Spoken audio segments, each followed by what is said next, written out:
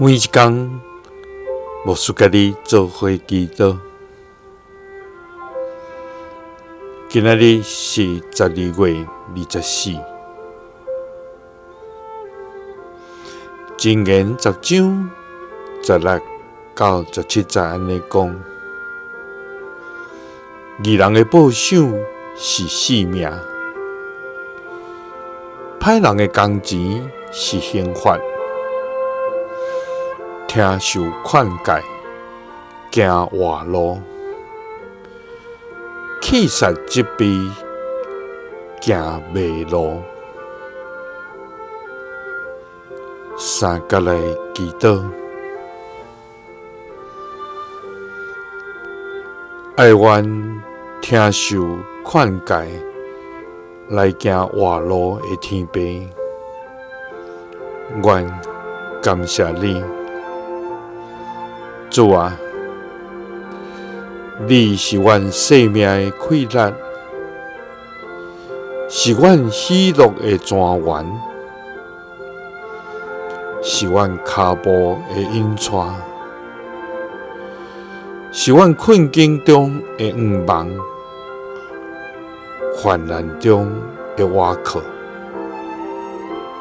主啊，願感謝你。你的疼無離開阮，你的信實堅固阮，你的恩典充滿阮。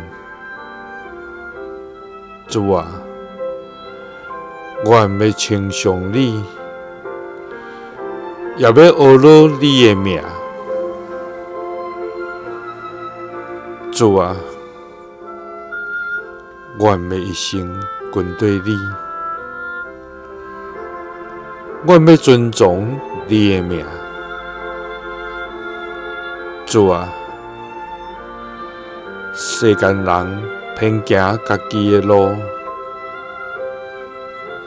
總是阮要照你的話來行。主啊，因為阮知義人的報賞是性命，歹人的工錢是刑罰，所以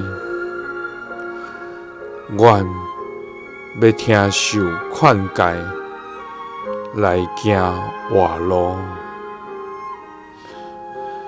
若是氣殺責備，就會行迷路。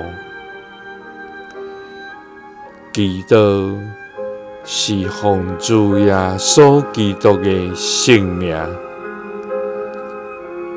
阿們。耶穌聽你，賜你平安。